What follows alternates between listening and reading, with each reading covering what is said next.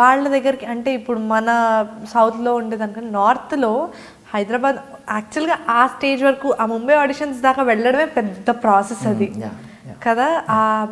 How was that experience, how different it is from south బేసిక్గా? ఇప్పుడు ఒక national competition అంటే చాలా డిఫరెంట్ వెరైటీస్ ఆఫ్ సింగర్స్ వస్తారు. అవును, ఎక్కడెక్కడ నుండి వస్తారు కదా. వస్తారు అండ్ ఓన్లీ సూఫీ పాడే వాళ్ళే ఉంటారు, వెస్ట్రన్ మ్యూజిక్ బాగా పాడే వాళ్ళు ఉంటారు, మన రోహిత్ లాంటి వాళ్ళు వస్తారు, టఫ్ టఫ్ పాటలు అలా ఈజీగా పాడేసే వాళ్ళు వస్తారు. So different mentalities, different voices, అవన్నీ మనకి తెలిసే టైం అది. ఓహో ఇలా కూడా వాడతారా అంటే ఇప్పుడు మన ఇంట్లో కూర్చొని ఎపిసోడ్స్ చూడడం వేరు, బట్ ఎపిసోడ్స్లో మనకు కనిపించేది ఓన్లీ 50% ఆఫ్ ద టాలెంటే. సింగర్స్ ఇంకా చాలా వాళ్ళు చాలా కేపబుల్ ఉంటారు బేసిక్గా ఆ సింగర్స్ అందరూ. సో వాళ్ళతో కంపీట్ చేసే అవకాశం మనకు అలాంటి నేషనల్ ప్లాట్ఫామ్స్ మీద దొరుకుతాయి.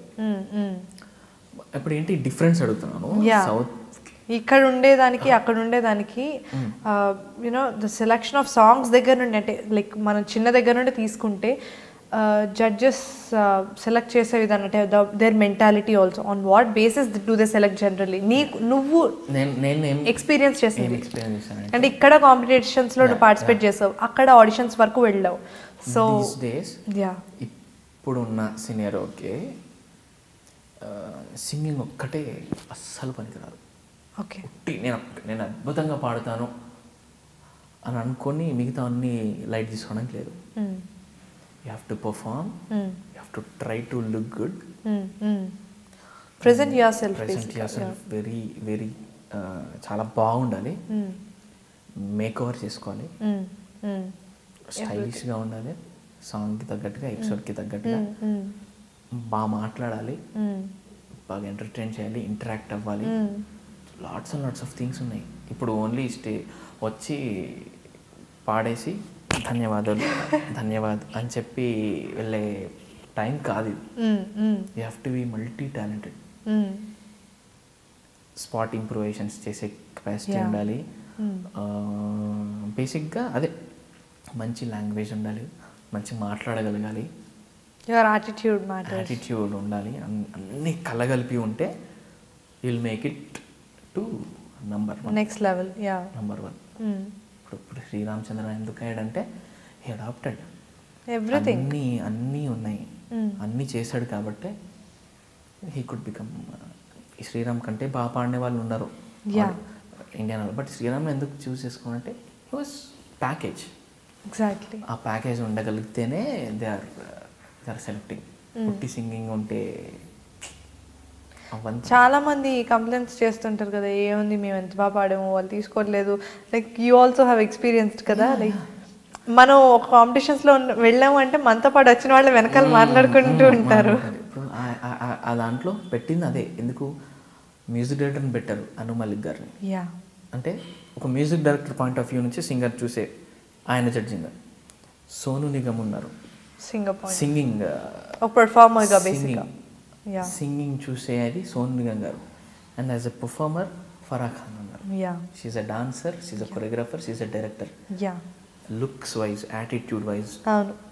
ఇప్పుడు బ్యాడ్ లుక్స్ గుడ్ లుక్స్ అనే ఏమి ఉండదు, మన మేకోవర్ని బట్టి ఉంటుంది. ఎగ్జాక్ట్లీ. అలాగే బ్యాడ్ సింగర్ గుడ్ సింగర్ అనే ఉండదు, voice bad voice good voice అనే ఏమి ఉండదు.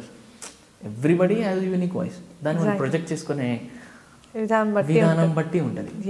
సో అందుకని వాళ్ళు తెలివిగా ముగ్గురిని పెట్టారు.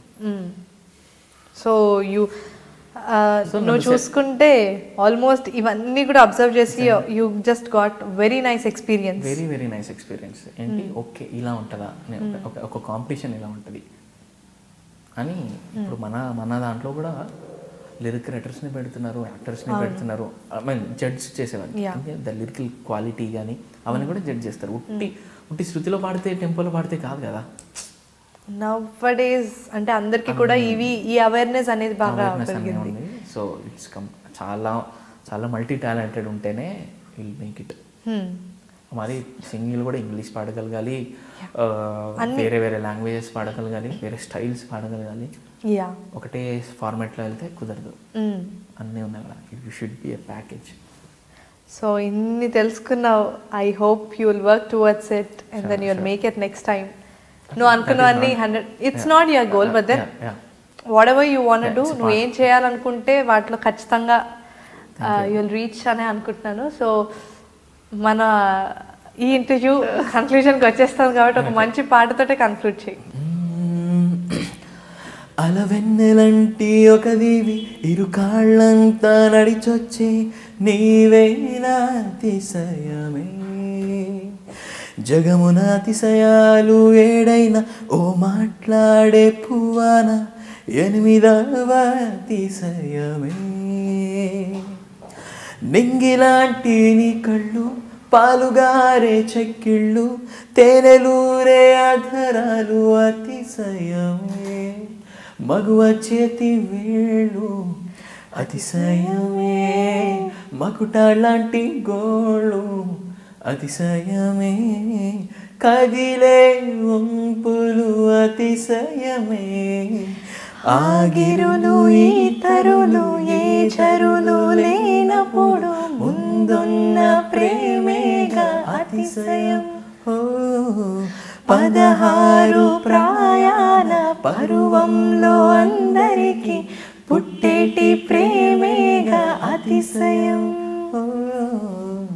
పువ్వుల్లో దాగున్న పళ్ళెంతో అతిశయం, ఆ సీతాకోక చిలుక ఒళ్ళెంతో అతిశయం, వేణువలో గాలి సంగీతాలే అతిశయం, గురు ఎవ్వరు లేని కోయిల పాటే అతిశయం, అతిశయమే అచ్చరు వందే నీవేళ అతిశయం.